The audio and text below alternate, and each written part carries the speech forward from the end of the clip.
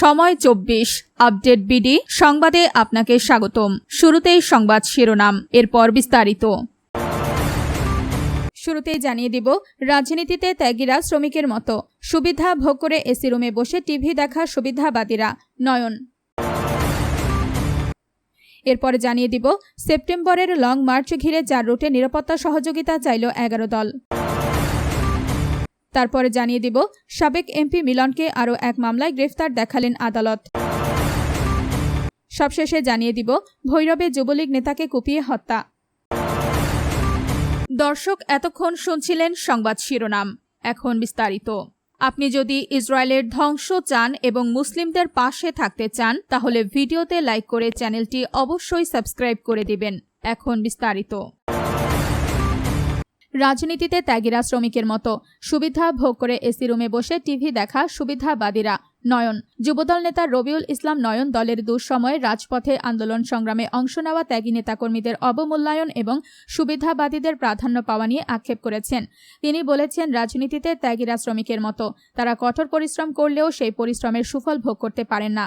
সোমবার 24 আগস্ট রাতে ফেসবুকে দেওয়া এক পোস্টে 2018 সালের ঈদের দিনের একটি পুরনো ছবি শেয়ার করে নিজের স্মৃতিচারণ করেন রবিউল ইসলাম নয়ন।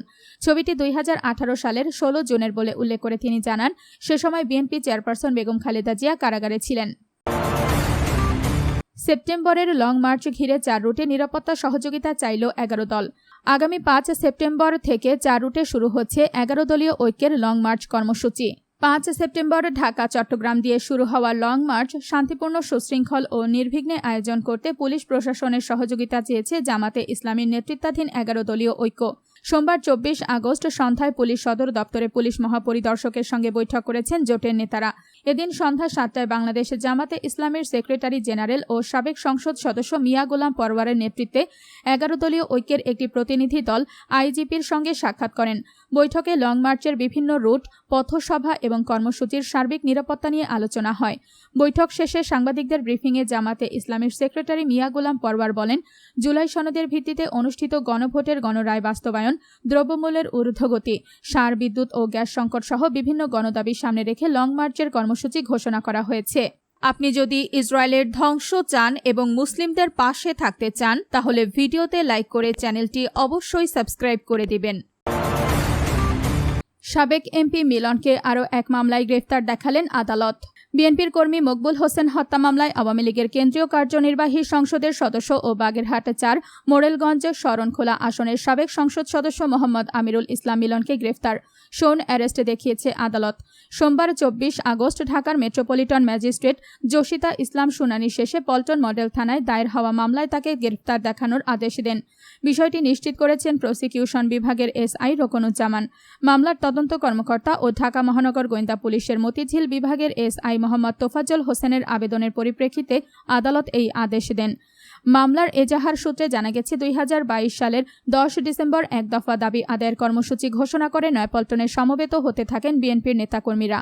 এর আগে 7 ডিসেম্বর আসামিদের প্রত্যক্ষ ও পরোক্ষ নির্দেশে নয়াপল্টনে বিএনপির কেন্দ্রীয় কার্যালয়ে অভিযান চালিয়ে ব্যাপক ভাঙচুর করা হয়। ভৈরবে যুবলীগ নেতাকে কুপিয়ে হত্যা। কিশোরগঞ্জের ভৈরব পৌরসভার 1 নম্বর ওয়ার্ডের সাবেক কাউন্সিলর ও কার্যক্রম নিষিদ্ধ যুবলীগের সাবেক পৌর সাধারণ সম্পাদক মোহাম্মদ আল আমিন সৈকত দুর্বৃত্তদের ছুরিকাঘাতে নিহত হয়েছেন। রোববার 23 আগস্ট রাত 11:15টার দিকে ভৈরব পৌর শহরের তিনপট্টি এলাকায় সোশ্যাল ইসলামী ব্যাংকের কাছে এ ঘটনা ঘটে। নিহতের স্ত্রী ও মায়ের অভিযোগ, সম্পত্তি নিয়ে বিরোধের জেরে তার চাচাতো ভাই সহ কয়েকজন তাকে কুপিয়ে হত্যা করেছেন। পারিবারিক সূত্রে জানা গেছে, আল আমিন তার আবাসিক হোটেলের অফিস থেকে মোটরসাইকেলে করে বাসায় ফিরছিলেন। এ সময় কয়েকজন দুর্বৃত্ত তার ওপর হামলা চালায়। তাকে মাথায় ধারালো অস্ত্র দিয়ে একাধিক কোপ দেওয়ার পাশাপাশি পায়ের রগ কেটে দেওয়া হয়।